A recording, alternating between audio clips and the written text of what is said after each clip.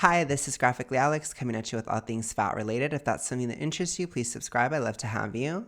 Today, what I want to do is I want to actually cover this Michigan medicine video on obesity because I remember a while back I was looking things up and it was one of those places that was very discouraging of weight loss. So I want to just look at this video where it kind of talks about why it's hard to lose weight and just kind of show some of the demoralization that goes on with this issue.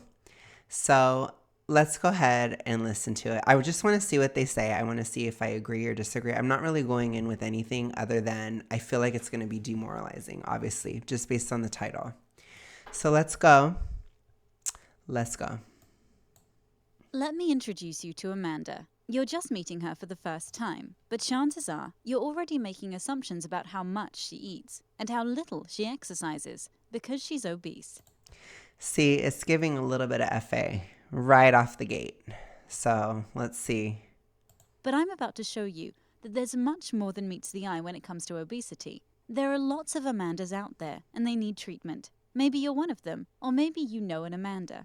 It's time to act on obesity. But in order to do so effectively, we need to understand obesity. It's generally... So one thing I noticed with a lot of scientific, I'm going to say it that way. It's kind of pseudoscientific. But a lot of pseudoscientific approaches to obesity, they're very, very focused on taking all blame and all culpability and all responsibility away from a fat person. I am not like a black and white thinker when it comes to this. I do think there's always an interaction, but you can have the most beautiful situation, and if somebody still eats a lot due to either a mental health issue or just because they want to, they're still going to be obese. So that's still a thing, you know? It's like when people constantly argue about systemic reasons why people are overweight. It doesn't matter if the system changes. People will not necessarily get help. People have to care about the issue to get help. People have to care to do anything about it.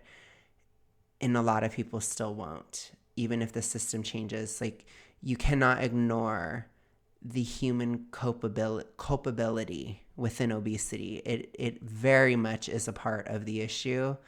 And yeah, okay. So let's continue. accepted that body weight is determined by a pretty simple formula. We call it the energy balance equation, and it works like this. If the number of calories that you consume equals the number of calories that you burn, your weight remains the same. If you consume more than you burn, you gain weight. And if you burn more than you consume, you lose weight. Most people think that those of us who properly manage our energy balance remain lean, whereas those of us, like Amanda, who eat too much and exercise too little, become obese. We view obesity as a lifestyle choice, and the cure for it is simple: eat less and exercise more. This may sound logical. So this is where I would probably disagree a little bit, because what this does not acknowledge is hunger, which we talk a lot about on the channel. We'll see how Michigan medicine handles it, if they're going to bring up hunger as an issue and things to do about it. Then I might be eating my words, right? But if it goes into like, it's because of ad campaigns or something, then we know we've gone off the deep end. So let's see what they're going to say. But it's wrong. Let me explain. First, let's talk about set point. No, I'm not talking about Already going into... Yeah, here we go. the point in a tennis match when one player is about to beat the other. I'm talking about a theory that says that no matter what... It's not true. I've already blasted through at least, I think, 3 or 4 set points that I've had. It's not real. This is demoralization. No. Wrong. what you consciously want your weight to be, your brain has its own sense of how much body fat it should have on board, and it has a complex system in place that very precisely... Why are we not mentioning thyroid here? That's my question. Isn't your thyroid involved in metabolism? Yes.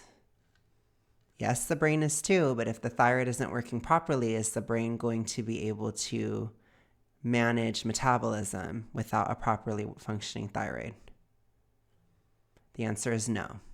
Okay.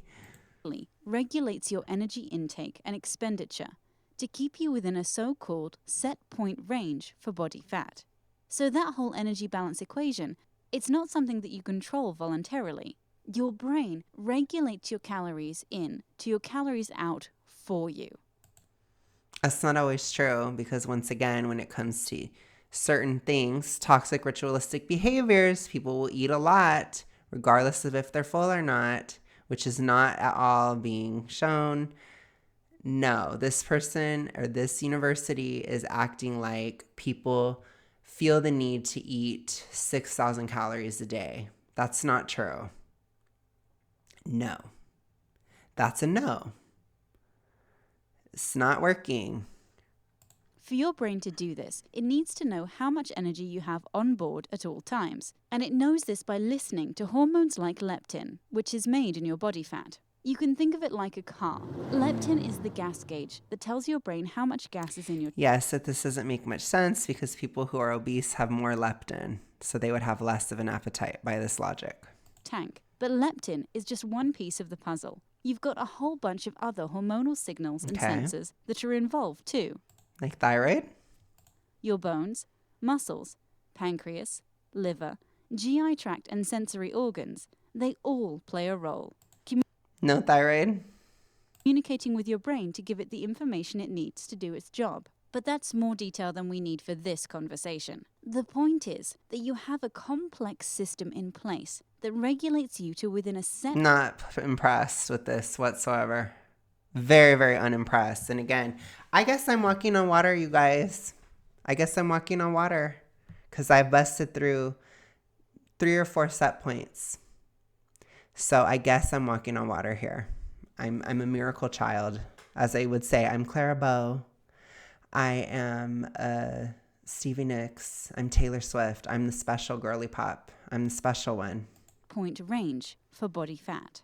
So what happens if Amanda decides to lose weight by going on a diet? After all, people with obesity should eat less, right? Here's what happens. She loses weight, but her hormone levels change. Her brain hears this, and it starts acting to restore whatever body fat she's lost. Depends on how you lose it. I would change this to like thyroid. So when you lose weight, when you are in a caloric deficit, it is a hit to the thyroid. A lot of people don't realize that. So if you're already hypo and you start to lose weight, you'll feel more hypo. And people perceive this in some cases as like Hannah Talks Bodies, where she would talk about like flight or fight response, and she'd go into like a panic attack over being in a deficit. It's because she's so adrenal and her thyroid hormone is probably so weak that when she goes into a deficit, her brain and everything just goes crazy. Or for other people, it can just be that you feel more tired and hungry. And so then you want to eat more. And so what I would suggest is to shift the diet a bit to be more prothyroid, or in some cases, take a pause at the weight that you're at, and then your thyroid can recover, because thyroid health, it does shift. It can shift a lot depending on the season, what you're doing, right? The nutrients that you're eating, all those things mattered. And especially if you're hypo, which most people who are morbidly obese and super morbidly obese, they have at least some kind of shade of hypothyroidism, especially in SMO, super morbid obesity. So they have to acknowledge their hormone health, particularly thyroid hormone, because that is your metabolism. So if your thyroid is not on point, you will feel like you're hungry. And so, you know, there's certain bad advice that's given when you diet, like for example, avoiding all saturated fat. That's bad advice for thyroid health. Your thyroid needs saturated fat to produce thyroid hormone. Or overtraining. So like go for runs, be a runner. Try to be a runner. If you're super morbidly obese, you will feel complete trash. It will feel horrible. You know, have a very, very strict, very low caloric deficit as a super morbidly obese person, good luck. I don't think you're going to last because you're going to be absolutely starving. And I feel like that's what this person is describing, is a situation like that. That's not all cases of weight loss. It's not true. For me, I do have times where my hunger goes up, which I just experienced that in June. And it went up for a couple weeks or a few weeks. I wasn't eating a lot. I didn't have to eat a lot to the point where I was gaining, but I couldn't lose. Now, an FA or somebody like this would say that I was having a set point moment, but my hunger completely cratered a couple weeks later, and now I can continue moving forward. And that's what I've done multiple times. So this is wrong. This is just wrong, you know?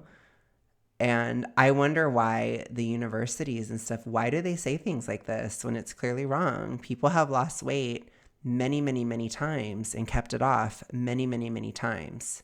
So why is this being pushed as the answer for everybody? I want to know what you guys think. Feels hungrier, and although she doesn't know it, she's also burning fewer calories than before. You see, set point is usually a one-way.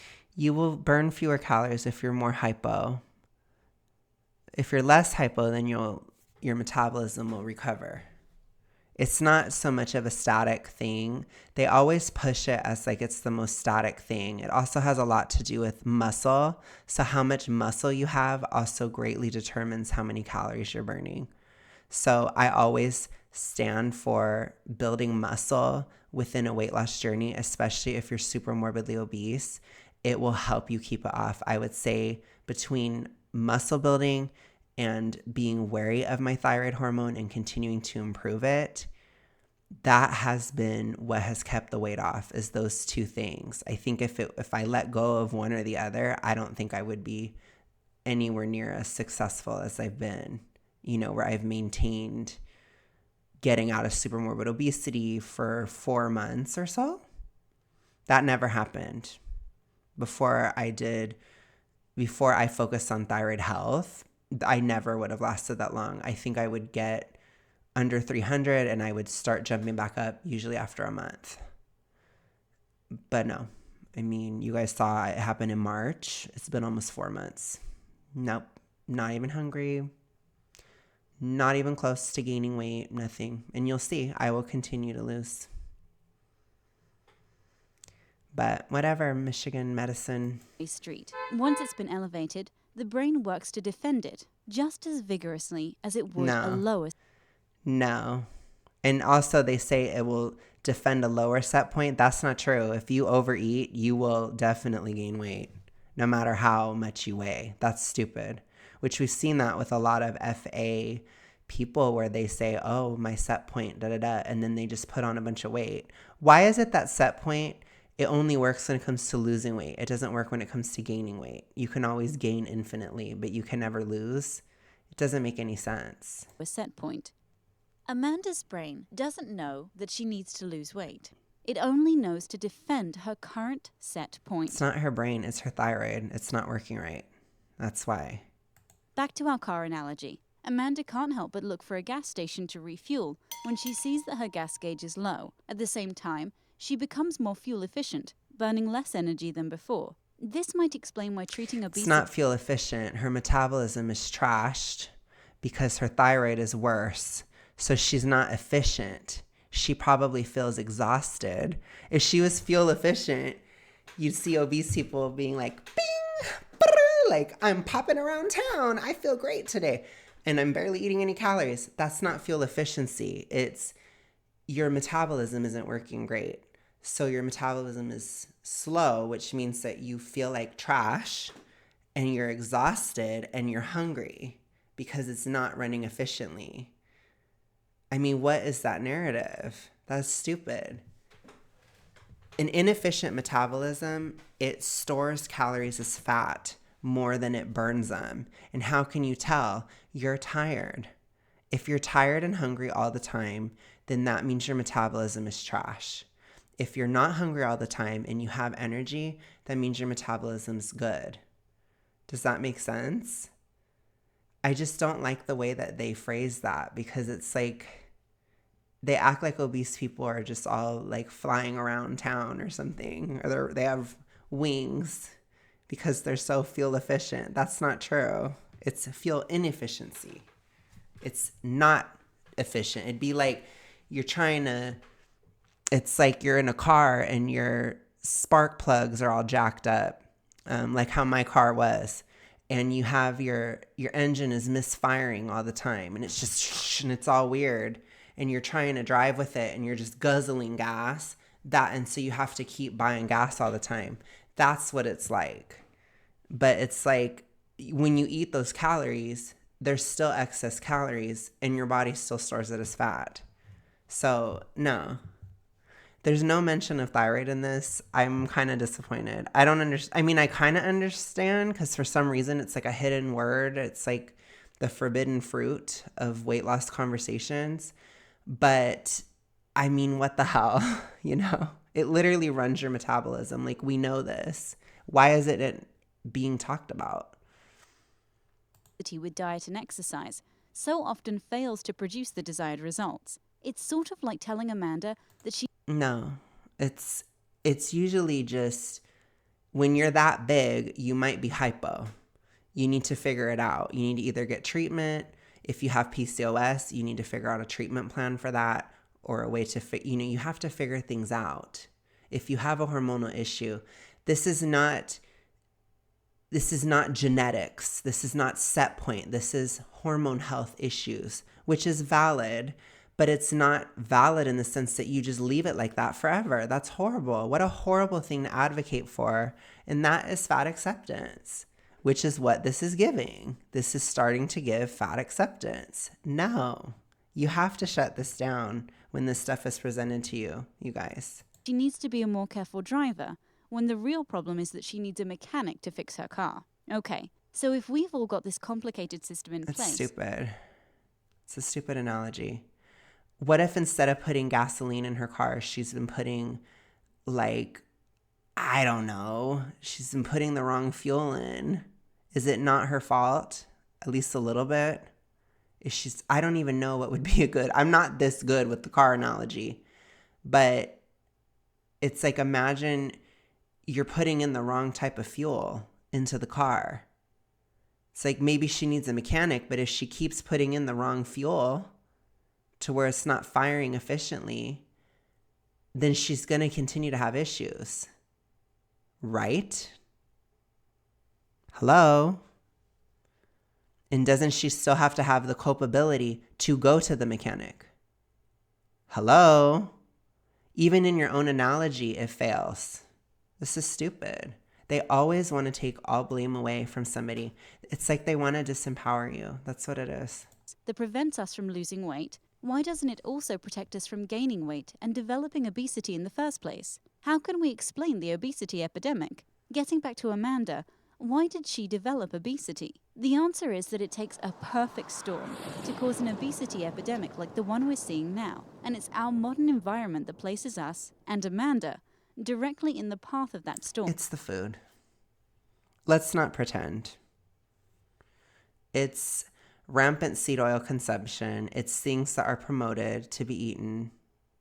Highly estrogenic foods. Things like beans, soy, nuts, things like that. They're not great for thyroid health.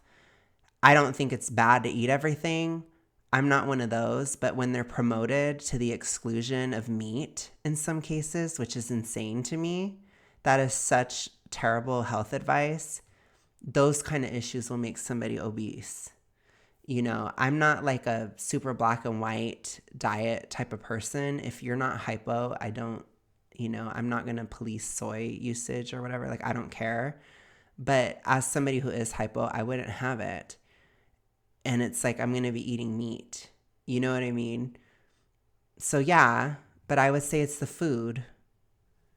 It's highly processed foods. It's foods that are unnatural, foods that our body cannot even register as food a lot of the time.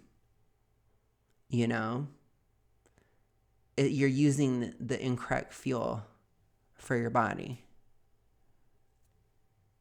That's what it is. While there's no single cause for the rising rate of obesity, changes to the chemical and nutrient content of our food, the so-called Western Okay. diet, a So decrease they are mentioning the food, which is good, but they're also going to act like you can't do anything about it or you can't make any changes to get out of it, which is not true either. Because you can. You can cook your own food. You can eat natural stuff. You can avoid seed oils. That would be a lot to help probably most people, is if they just actually cooked their own food and didn't depend on a TV dinner. I think that would actually bring a lot of health back, just going to that level. We've normalized the idea of never having to cook our food or never having to worry about what's in the food. And that is why people are obese. That combined with a complete lack of movement, in many cases being incredibly sedentary, which that combination of factors, it's still your fault. I'm sorry. I mean, what are you guys who talk about systemic issues, what are you going to do? Are you going to create a society where you imprison people if they eat these foods? Are you going to create a society where you put somebody in jail if they get over a certain weight? Like, what exactly is your systemic policy? Because if somebody doesn't want to lose the weight, then they're still not going to lose it. And that's always my question to people that talk about it in this way, which is how this Michigan medicine, how they're talking about it. What are you going to do?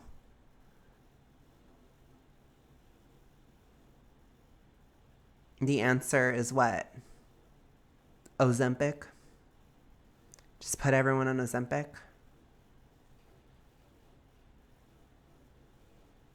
Are you going to make it a legal requirement? What if people don't want to take it?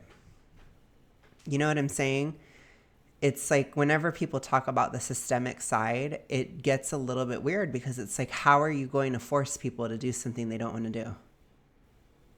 I mean, I want to know an answer to that, because I will always talk about the human culpability. I will always talk about the responsibility of the person, because I don't really want to live in a world where people are imprisoned for being overweight or something like that. I want us to get to a place where we acknowledge the human culpability and responsibility of obesity. Yes, we can acknowledge some of the systemic issues which do exist, but I don't know.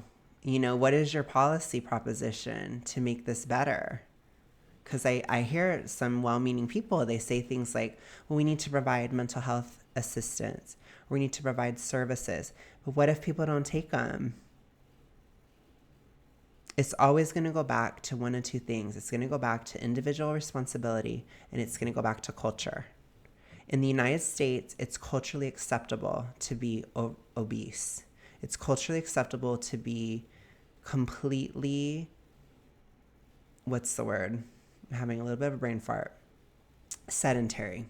It's completely culturally acceptable to be sedentary. In fact, it's weird if you go to the gym in the United States. People are like, huh? Oh my gosh, why are you going? That has to flip, you guys. We need to flip that cultural thing. I do believe in cultural pressures. I do believe our culture is trash when it comes to this issue in the United States, but that doesn't require legislation or systemic change. It requires cultural change, which has to do with us just living, speaking out, changing things. And it always goes back to individual behavior as well. Because if you want to change, I'm here for you. I support that. If you don't want to change, I'm not here for you and I don't support it. And if most people in society do that, a lot of people will react to social pressure. It is a fact. But it's also, we have a situation, I did a video with Lisa where there's fat sabotage. There are people who will try to sabotage your weight loss, or who will tell you you can't. Like this very video. This is an institution. This video is a systemic problem with obesity. There are issues that do have to do with culture and systems and etc. Like, why is a university promoting the idea that a fat person cannot lose weight? Think about it. Increase in physical activity, increased levels of stress, inadequate and disrupted sleep, and more widespread use of medications that promote weight gain all play a role. Our unique genetics and developmental histories cause each of us to respond differently to these elements of the modern environment, and some of us, like Amanda, respond by sending hormonal signals that elevate our set point for body fat. It's not that Amanda's system has stopped working, it's just that it's working to regulate her to a set point. She's hypo. Maybe she's on a medication that's making her thyroid hormone not the best. Or maybe it's raising estrogen, or it's raising serotonin. It's raising these other hormones that are not as favorable to thyroid hormone. So now she's gaining weight. Maybe that's what it is. Maybe it's her diet being trash. But it's like, not everybody has to be on a medication their entire life. And I think that's another aspect of culture that we do have to question, you know? And I'm not telling anybody to get off of anything. I'm not your doctor, etc. But it's like, maybe question what you're taking and just be like, do I always have to take this? If so, why? If so, why not? Right? Like, you can talk to your doctor about it. Like, my mom has been talking to her doctor about taking steps down on some of her serotonin medication because it was really changing her personality. It was like turning her into an introvert, and she's not. It was too much. And so she's kind of been in a process of coming down off of certain things and just trying to see how it goes, type of thing. But it's like, it's very discouraged in society to not take a pill. Like, even with Ozempic, a lot of people pressure people to take Ozempic, and I don't understand, you know, that's another cultural issue. Like, why are we always looking for a pill? Why don't we just look for, like, hey, maybe I shouldn't be sedentary all the time? Or, hey, maybe I shouldn't eat absolute trash food. Or, hey, maybe I should care more about pollution. You know? Maybe we should work on some of these things. Like, there are some cultural or environmental issues that we can all work together on. But it's like, for some reason in America, we just accept everything the way it is. And I don't understand that, because we really don't have to. So no, I mean, but again, no matter what we do in the environment, you're still going to have to deal with human responsibility and individual responsibility when it comes to obesity. You're never going to get away from that. And this is trying to take that away. Her system isn't working right. She needs to do something about it. That's too high. So you can think of obesity as a biological response to the modern environment, a disease where the body dysregulates to a body fat set point that is too high. Back to our car analogy. The size of Amanda's gas tank has expanded, so she carries around too much fuel. It's time to stop blaming Amanda for her obesity. It's time to recognize that obesity is a disease, not a lifestyle choice. And those who suffer... So it's time to acknowledge you have no power over it, and therefore you should accept it. And you should embrace fat acceptance, right? That's what you're trying to say. No. It's a big fat no from me. From it deserve treatment, not snap judgment. It's time to act on obesity. And now that you've been educated, here's a simple way for you to act. Share this video. Whatever. So let me know what you guys think. Do you guys think this video was on point? Obviously, I didn't like it. I have my opinions about this, but I'm not like a crazy person where I'm upset if anybody disagrees. That's completely fine. But let me know your thoughts, and maybe we can argue back and forth a little bit. I want to know what you guys think about this whole video. I'm very disappointed in it. I think it doesn't really give enough information. I think it basically just pushes people to accept fat acceptance, which I think is awful. So with that, I'm going to go ahead and go. Thank you guys so much for watching. I'll see you guys again soon. Bye.